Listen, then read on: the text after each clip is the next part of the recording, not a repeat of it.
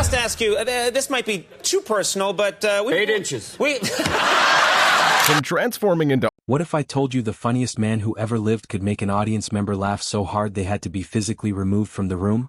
And that was just a Tuesday for him. Robin Williams didn't perform comedy, he was comedy, and these are the moments that prove no one will ever come close.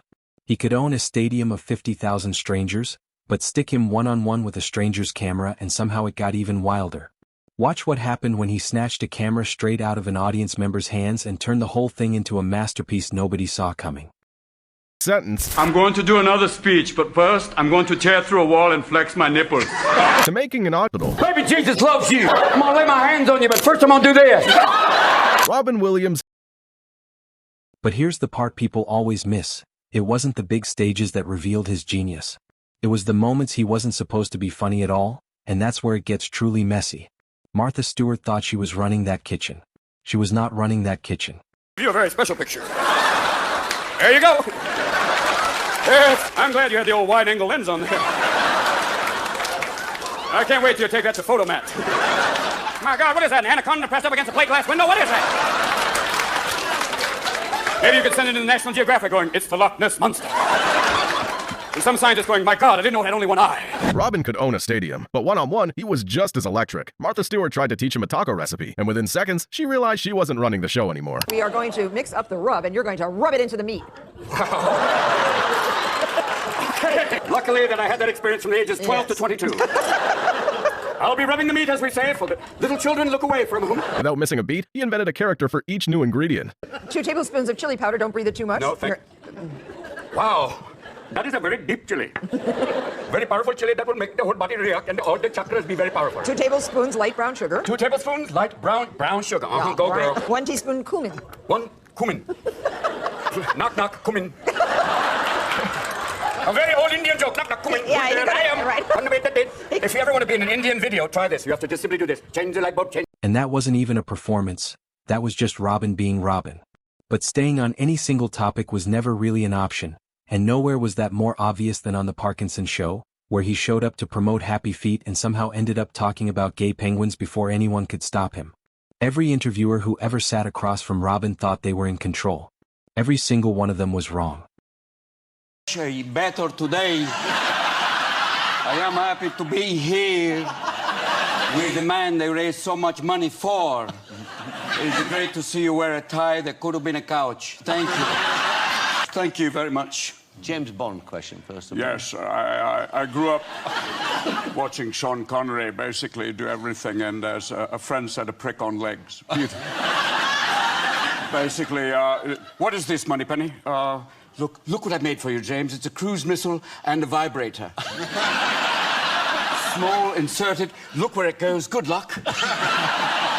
With the emperor penguins, they're about that tall, and the Adeles, which are about that tall. That's why we wanted to give them like a Latin American accent. So to make them like this, you know. To make them, you know, that they are small, but with the penguin size does not make a difference, if you know what I mean, you know.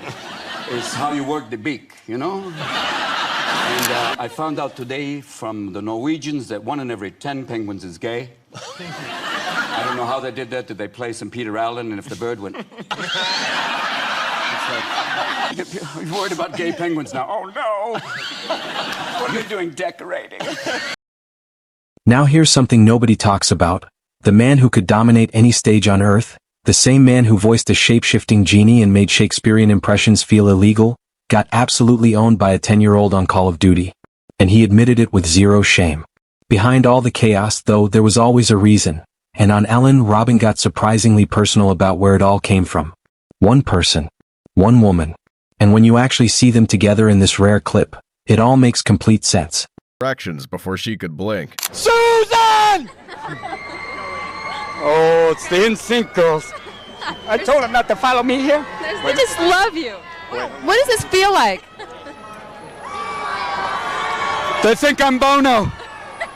I'm in Africa right now. I have that voice. Annunziato.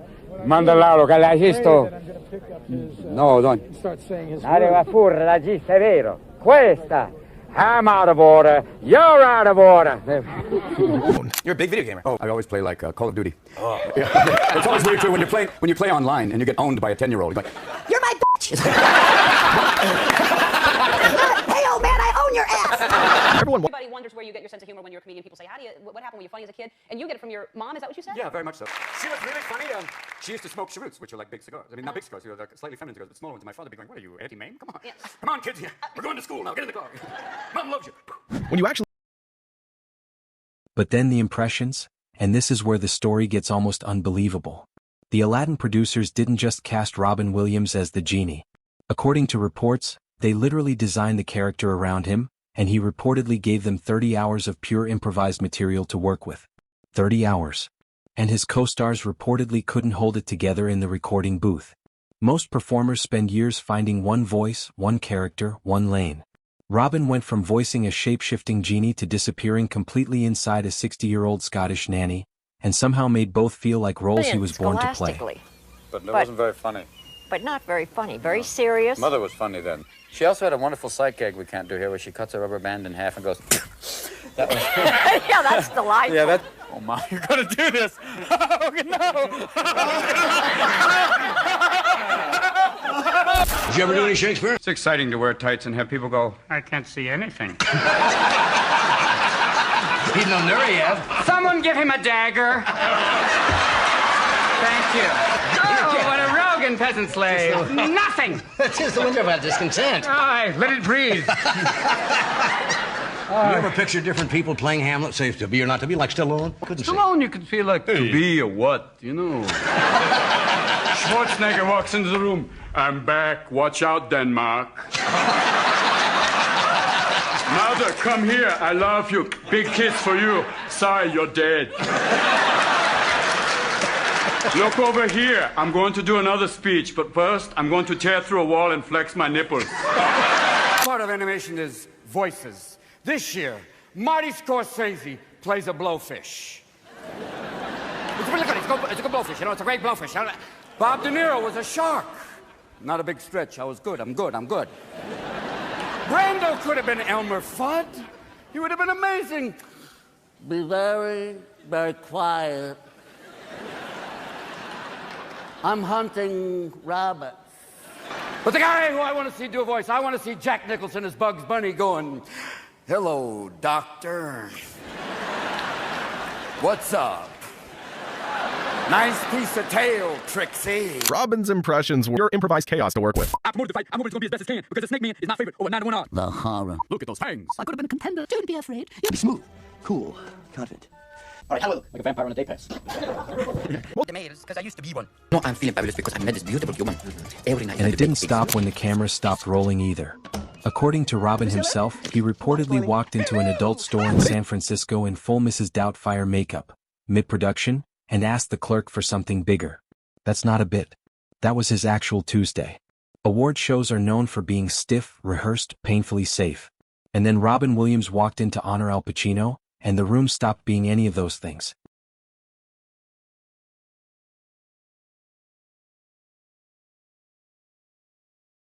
Walked into a sex shop when I was dressed as her in San Francisco, picked up this huge double-headed dildo and went, do you have anything larger? I love you, Tom! I love you, Robin! Raymond, you like Tom? Yeah.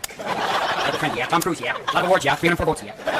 You look like a before and after commercial. Alright, thanks for incredible implant. You can become Tom Cruise. So many great films, so many great performances. The Academy Award for Godfather 2. The Academy Award for Raging Bull. Wait a minute. I am out of rehab, but that's wrong. That's Robert De Niro. But if you put Robert De Niro in a dryer, you get Al Pacino. One measure of a man's work is a number of classic movie quotes he has recorded in the history books. For example, the movie Insomnia. Al said to my character, you're about as mysterious to me as a block toilet is to a plumber. Thank you, Mr. Shakespeare. Also your head. Say hello to my little friend. A line, yes. A line heard in bedrooms all around the world.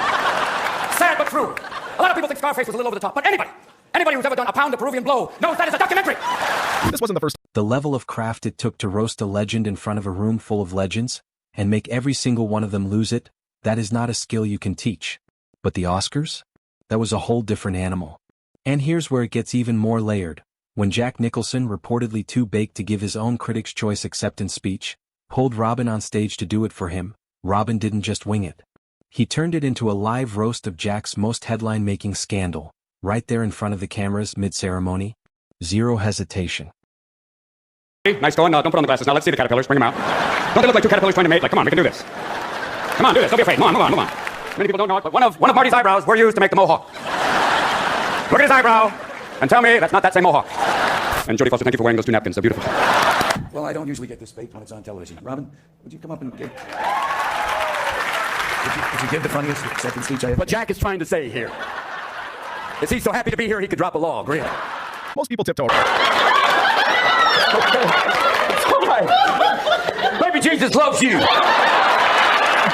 Jesus loves you. I know you believe. You believe in the power. I'm going to lay my hands on you, but first I'm going to do this. Because we're going to have a rising spirit. It's going to rise. A lot of times people know the Reverend will do that. A lot of times you feel the need to do that. Getting a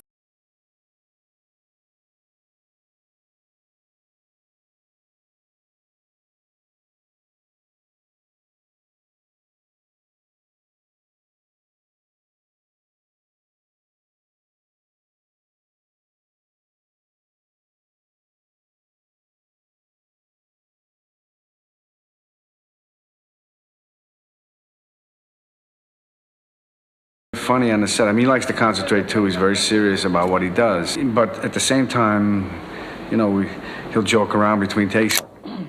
I'm sorry, a library. Let's call it that. I mean, Well, that sounds expensive. expensive, expensive. Let's go with it. It's an idea before it's time, but let's try it. I've wanted to talk like this for the entire movie. I want to be an old Jewish doctor. How did you find life in Italy, though? Could you live there? Were you comfortable? David, please, che fa? Non giura paura. It's a beautiful place. It's a whole different style of life. You know, because you go to Pisa. That's what I was near Pisa. Uh-huh. You go to Pisa, you see the Leaning Tower of Pisa. It is a monument. It is the pride of the town, but it is condemned. In Italy, it's a landmark. In New York, it's landfill. You know, in New York, you have a tower leaning like that. Somebody's going, I'm going to sue. Plaster hit me. Hello? Ed. A little sip of Perrier here. I had to stop drinking alcohol because I used to wake up nude in the hood of my car with my keys in my ass. But none of the stages, none of the award rooms, none of the talk show sets. None of it explains what happened when Robin spotted a single fan in the audience losing her mind laughing. He walked over. And what came out of his mouth next was the most Robin Williams thing ever said by a human being. Getting a fan to forget how to breathe is one level of rare. Getting Robert De Niro, a man legendarily serious about his craft, to completely fall apart on the set of a drama? That's something else entirely. But none of the stages, none of the award rooms, none of the talk show sets. None of it explains what happened when Robin spotted a single fan in the audience losing her mind laughing. He walked over. And what came out of his mouth next was the most Robin Williams thing ever said by a human being. Getting a fan to forget how to breathe is one level of rare.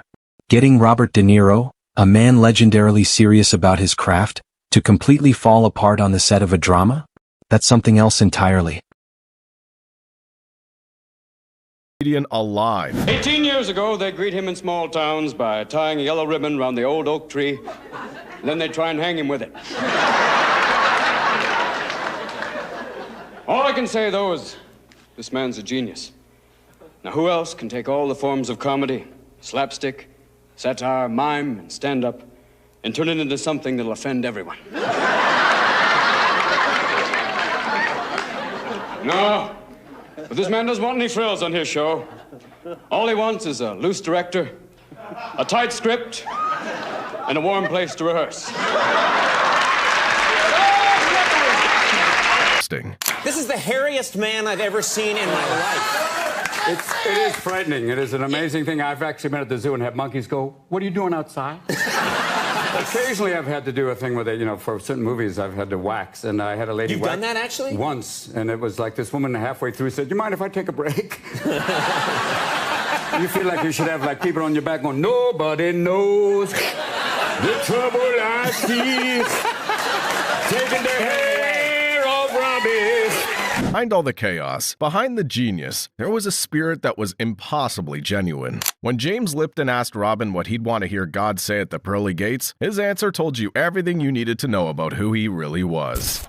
If heaven exists, what would you like to hear God say when you arrive at the pearly gates? There's seating near the front. The concert begins at 5. It'll be Mozart. Elvis, and one of your choosing. Or just the nice, if heaven exists, to know that there's laughter. That would be a great thing. Oh, yeah. Just to hear God goes, 2 Jews walk into a bar.